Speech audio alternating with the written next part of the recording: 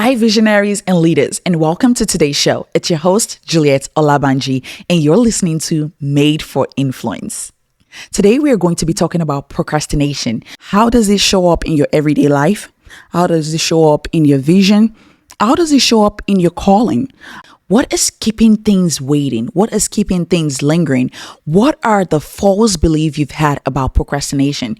Today, we're going to be uncovering the root of procrastination, which is identity misalignment. Before we get into today's show, make sure you share this with 2 friends that will keep you accountable on things that you're misaligned on and you've called and labeled procrastination. Now, let's get on to today's show.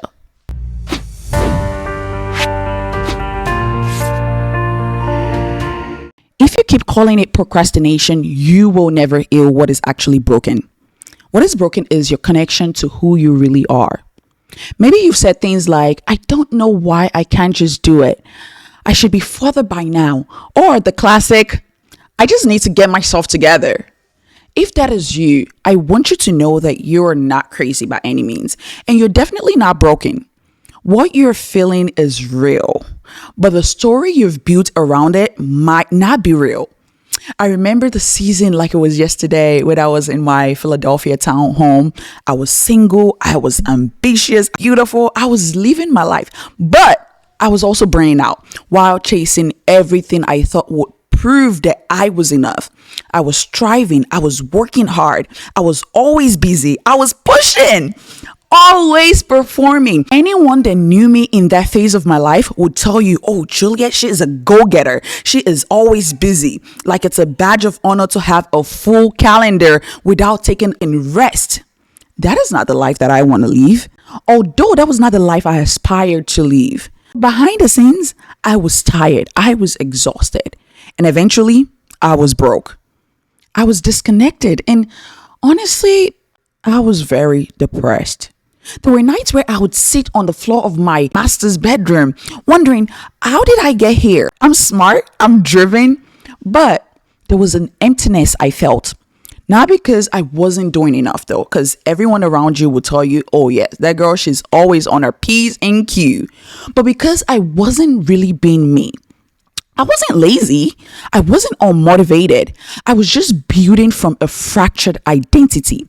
I didn't know who I really was. I was chasing the validation that I thought social media would accept. I was chasing the look, the identity that I thought would be palatable to everyone that was around me and the people that I was serving at that time. I wasn't creating from authenticity. I wasn't creating from identity. I was creating from what I thought authenticity was. But what is the point? If where I was building from was broken, I didn't really know. I didn't truly know who I was. So I was trying to earn it. I tried actually to earn it with titles, with the hustle, with the fast life, with the travels, with the Instagram pics, with everyone else's approval. The thing is, you cannot outwork a broken connection to yourself. Let that sink in. You cannot outwork a broken connection to yourself. I used to wake up anxious, trying to prove I belonged. I belong in the limelight. I belong in this type of social circle, in this type of class. I belong. And parts of me chipped away slowly, trying to belong while building from a fractured identity. At least I thought that was the real deal because that was what I've been groomed to believe my identity was. You cannot outwork a broken connection to yourself. So I tried to earn it with titles, with hustle. Oh, how I loved the hustle. Oh Lord, I love the hustle. My identity was living to become a multi-millionaire in any way that I could be at a certain age. Because that was being glorified. Now I build from clarity. I build from rest. I build from a wholesome identity, from a deep knowing of who I am, because that was the beginning of it all. I build now from knowing whose I am, the the God of heaven. That shift didn't just come from another strategy. It came from identity. Who does God say she is? Who does God say I am? It came from me sitting down over the course of 2 years in isolation to go deeper with the one who created me. And that is what we are going to unpack today. Why the reason you're not moving forward isn't because you are lazy or undisciplined, but because you're disconnected from your rooted identity. And until that connection is restored, clarity will always feel out of reach. The first thing we're going to look at today is procrastination and, you just need more motivation. Those are myths. Let's get something straight. Procrastination isn't your problem. Discipline is not your issue. Motivation isn't what you're missing. You're not moving forward because you're disconnected from the one thing that makes every decision clear, your identity. Let me tell you a story about Gideon. Gideon was a man that saw himself as small. Back in those days, the things that you were able to do depended on how rich your family was, the validation that comes with your family name or your clan. And Gideon was the lowest of his clan. He's from a low clan, and of his family, of his brothers, he was the smallest. He was the youngest. He was small in every part.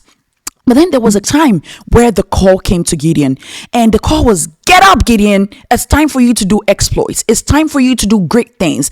I am going to back you. And the first thing Gideon said was, excuse me, who are you talking to? Definitely not me, because I am the list of not just my clan, but my family. So who is going to listen to me? Who am I supposed to stand up to and say, oh, we are going to do this and I'm going to be the savior. God is going to use me. They're going to look at me and they're going to think that I'm fooling around. They're going to look at me and get back to their work. They're not going to pay me attention. Why am I the one? Why are you sending me? I don't feel like, and that is the story for a lot of you. I don't feel like I'm capable. I don't feel like this. It's not about what you feel. If you keep waiting another day, you're going to call it procrastination. You need to deal with the root of why you think you don't feel like, or why you think you're not the right person for the job. You're calling it procrastination because you haven't gotten into action. But the thing is, you are only staying stagnant because you feel undeserving of the call. You feel undeserving of the vision. You feel undeserving of this innovative idea that God is giving you. Just like Gideon, a lot of us feel small. A lot of us feel and look at our circumstance in our environment and we think to ourselves, who am I? I don't have the connection. I don't have the network. I don't have the funds. I'm small. Break smallness. You have to break the mindset of smallness from your identity. You need to detach smallness, undeserving, from your identity, and you will see procrastination shatter.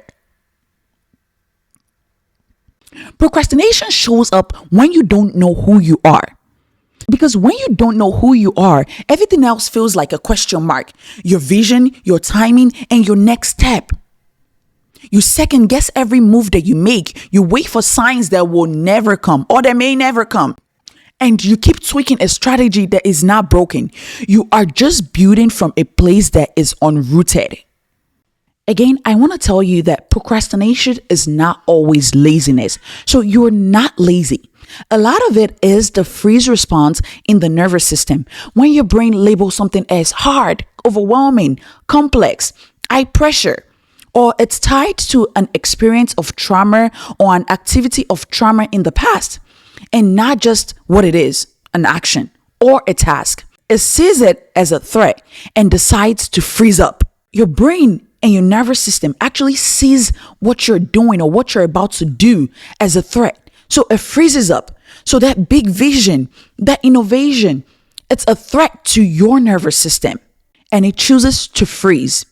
And that is why when it's time for you to take an action towards an idea, or when it's time for you to take that bold step towards something that will make you better, you would rather do something else. You would avoid it. You would then remember, oh, I have to text someone.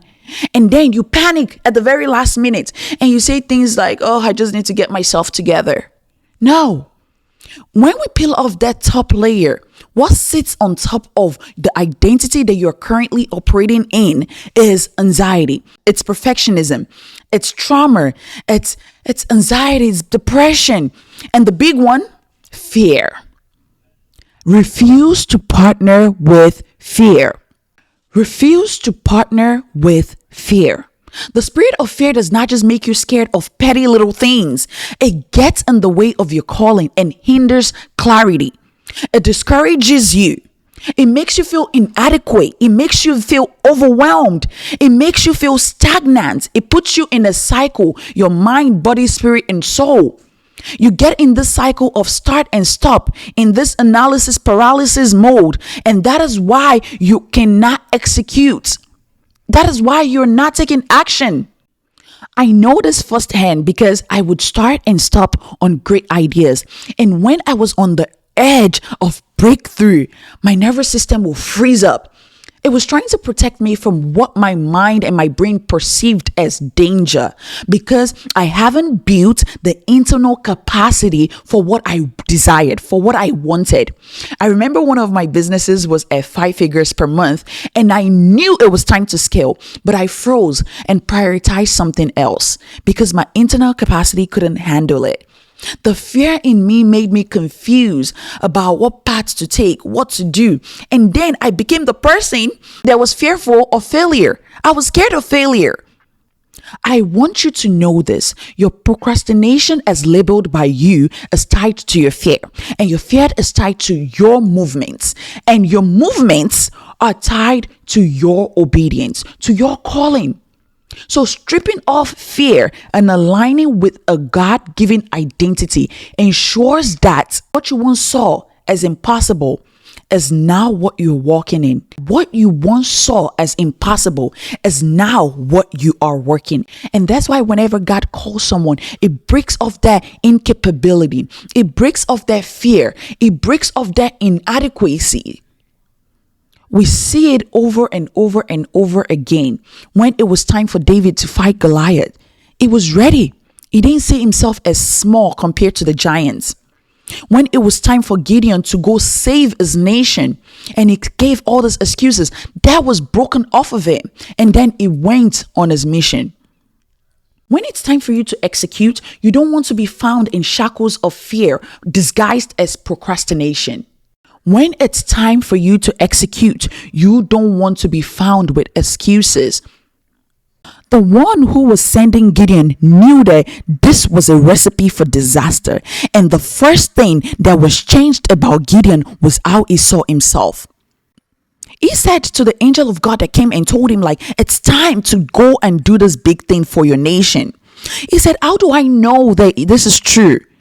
And he said, okay, if this is true, give me a sign. And he was like, okay, the sign came, it happened. Okay, well, if this is true, give me another sign. And then the sign came again. Immediately there was a confirmation of his mission. The next thing was action. The next thing Gideon did was destroy altars of people that were serving false gods. He didn't wait because now his mission was confirmed. A lot of you have confirmed mission. A lot of you know in your heart of heart what you're sent to do, the idea, the people that you are sent to, the nations that you are called to. A lot of you know this. So there's a confirmation already, but the first step has not been taken. God is waiting for you to take your first step. The person who is sending you is waiting for you to take your first step. And here's what happens when you're disconnected from your identity. You start trying to anchor yourself in other things. And those things may be good things, but good things are not God things. Good things does not always serve to benefit the majority. It might be a bypass of benefiting the majority, but good things can also be self-serving things. When you're disconnected from your identity, you start over identifying with titles. Oh, I'm a coach. I'm a wife. I'm a mother. I'm a leader. Nothing is wrong with those things, but those are not the entirety of who you are. What happens when one of those things shifts? Are you still you? While roles are great, while roles are good, some of the roles that we occupy now are given to us by God. You need to know that first of all, you define yourself in the mission, in the image that God has defined you. And if you don't know, go to God. Some of you, your identity is rooted in motherhood. Not because motherhood is bad, but because God has called you to be mothers to nations. God has called you to be mothers to orphans. So you're not just a mother of your own biological children, but that is also how God sees you. Your workplace, your ministry, your destiny is in motherhood and mothering. So I would never fault that. That is both a role and a calling. And not just in the traditional sense. When you anchor yourself in other things, you start identifying in timelines. Oh, I should be father by now. I thought I would be married by now. I thought this business will be booming by now, giving me the money. But timelines are not always true. They are pressure dressed as purpose. There's a time for everything. There are seasons. There's time to reap and time to harvest. Seasons are in the hands of God.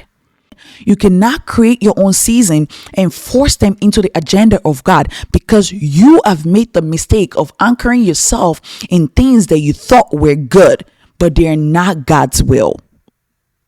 When you anchor yourself in things outside of what God has called you, outside your identity, you start identifying with talents. Oh, I'm really good at this. At least I'm good at something. Oh, really? But talent without identity still will leave you empty and exploitable. I was talking to someone that I value a lot. She played a role in really helping me peel layers of how to stand up for myself, especially in corporate America. And we were talking not too long ago, and she was asking me, so what are your plans and what are this and what are that? And I was so excited sharing with her. And I was like, okay, let me read a page out of the book that I'm writing with you. And, she was saying, yes, I actually come to the realization, I am not just my job, because she actually left the company that I was with very early on in the year because she wanted to explore other options. She was in pursuit of happiness. She wanted more for herself. She didn't want to work a 9 to 5. I should say that she is more agnostic or maybe atheist or maybe spiritual. She is definitely not a Christian. And I was telling her, I never shy away from my beliefs when I'm talking to people, especially that don't share the same faith, people that are not Christians or that believe in other things. And I was telling her, you're really touching on something critical that God have told me to speak on. And this message is something that I've been speaking on for about 2 years. And I said, okay, so you've come to the realization that all of this are not who you are. So who are you really? I asked her that, and she paused. And for a moment, I was so excited. She was about to give me this chunky revelation about who she know herself to be now, because over the course of how many months that she has left, she has discovered certain things about herself. And she replied, well, I'm a mom, I'm a dog lover, I'm a coach, LGBTQ activist, I am this, I'm that. And I smiled. I'm like, wow, nice. You've really figured this out. I knew that was not a conversation that she would be ready for. So I was just like, wow. She listed all these roles and then she said, I am all of it. And I was like, wow. I don't know why I thought she was going to say something like, I believe in a creator. I believe there is something bigger than me that I feel drawn to. Something that is past roles and responsibility. I was waiting for it, but it never came. And all I said was, wow, that's good for you. I believe it was not the right time for me to initiate a discussion about identity past the surface level, past the roles, past the responsibility. That will come because she's actually someone that I talk to from time to time. But my excitement was quickly deflated. When your identity is wrapped in performance, in perception, or in productivity, you will build fast, but it will not last. You will keep calling it, I'm burnt out. I just need a little more help. And all of this will come at a cost. When you're spiritually misaligned, you will call it being responsible when it's actually self-abandonment. You will say, I'm just not sure yet. When deep down you are, you're just scared to disappoint the people who expect you to stay the same. Let me give you this truth. Clarity does not start with a business model. It starts with identity, because identity is the compass. It filters the opportunity you say yes to. It sets your pace. It makes your no just as powerful as your yes. Why would I want to align with someone that does not have the same vision as me, with a fractured identity, operating from a different value system? Why would I want to align myself and say yes to opportunity that only hurt my identity? Why would I want to say yes, no matter how big the opportunity is, as the cost of self-deprecation? Starting with identity is an anchor that you need. It anchors you so that you're not reinventing yourself every time life shifts. Shifts are inevitable, whether you're transitioning from one job to the other, whether you've spent 20 years at a company and now they lay you off just out of the blue, whether you are transitioning from a corporate life to an entrepreneur, whether you are becoming a new mom, or you are even pushing all your kids out to college and now you're home with your husband. There are shifts that are constantly happening in your lives. And the way that you can be balanced and settled in the waves of shift is having a solid identity. If you don't have a rooted identity that you pull from, every time there is a shift in your life, you would have to reinvent yourself because the destabilization is just too great.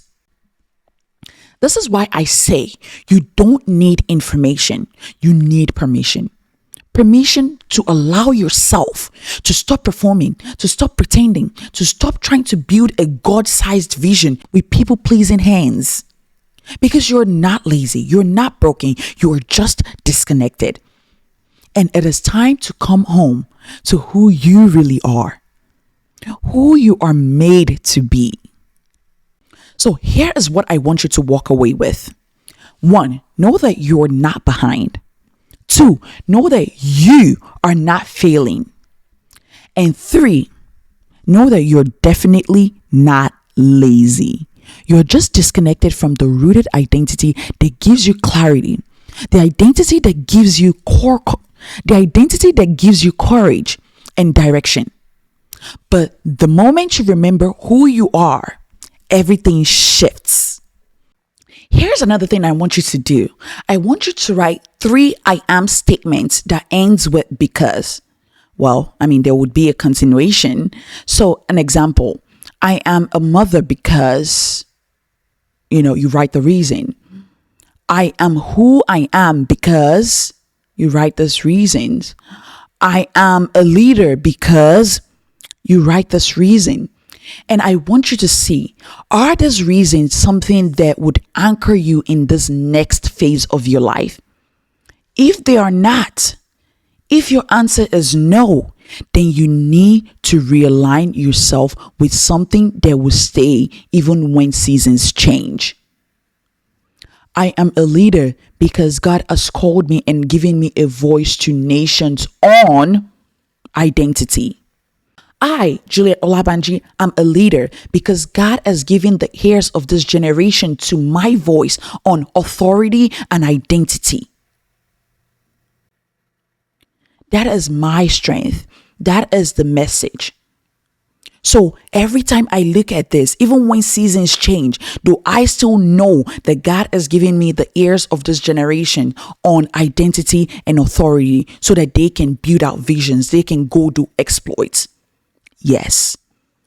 Even when I am not in America and even when I am, 20 years older than I am today, will that still be true? The answer is yes. I may be doing other things, but is that true? The answer is yes. Whatever I find myself doing will be very much aligned to that rooted identity. So ask yourself, you are this because is the reason for what you are still going to stand even when seasons change? If not, I want you to dig deeper. I want you to go to your source. I want you to go to God. And when I say God on this podcast, I mean the God of heaven, Yahweh. That is everything I have for you today. Thank you for sitting with me through this episode.